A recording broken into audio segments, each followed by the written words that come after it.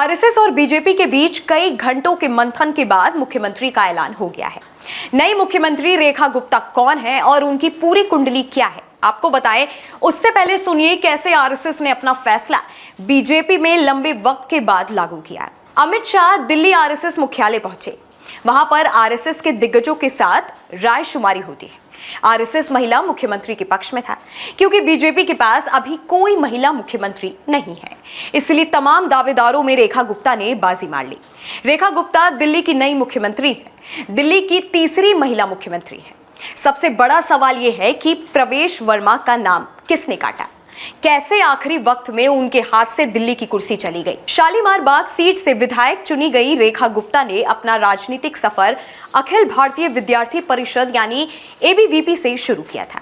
छात्र राजनीति करते हुए वो दिल्ली विश्वविद्यालय की सचिव चुनी गई थी। वो मूल रूप से हरियाणा के जुलाना की रहने वाली है, लेकिन पिता की नौकरी की वजह से उनका परिवार दिल्ली आ गया था। वैश्य समुदाय की आबादी दिल्ली में बहुत अधिक है। इसे देखते हुए रेखा गुप्ता को सीएम बनाया गया। इस वक्त देश में बीजेपी की कोई भी मुख्यमंत्री महिला नहीं है।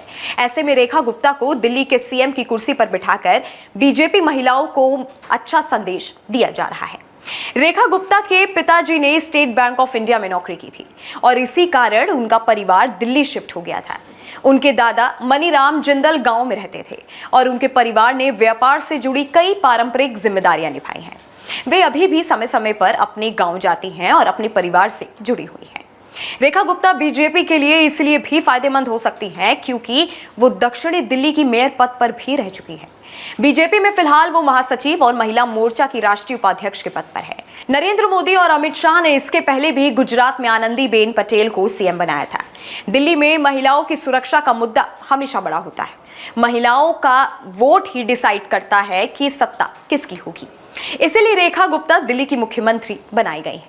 जानकार कहते हैं कि वैश्य समाज बीजेपी का समर्थक माना जाता है और वो किसी भी हालात में बीजेपी को ही वोट देता है।